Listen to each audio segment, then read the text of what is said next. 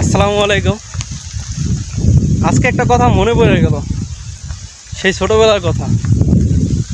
আগে যখন স্কুলে যাইতাম, স্কুল ছুটি দেওয়ার পরে যখন বৃষ্টি হইতো, তখন এই যে হাতে কাঁধে ব্যাগ, এই ব্যাগ, স্কুল ব্যাগ নিয়ে বাড়ি যাইতাম বৃষ্টিতে ভিজতে ভিজতে। আজকে যদিও ঢাকা থেকে আসছি, এই যে আঁকা পাখা মেঠো পথে, গ্রামের মেঠো পথ দিয়ে হেঁটে যাচ্ছি, তো সেই ছোটোবেলার কথাটা আজকে মনে পড়ে গেল। মানে বৃষ্টিতে ভিজতেছি, খুব আনন্দ লাগতেছে আজকে। আর সেই কথাই বারবার মনে পড়ে। এ হলো গ্রামের মেঠো পথ, আর উপরে বৃষ্টি, কতই না শান্তি, তাই না?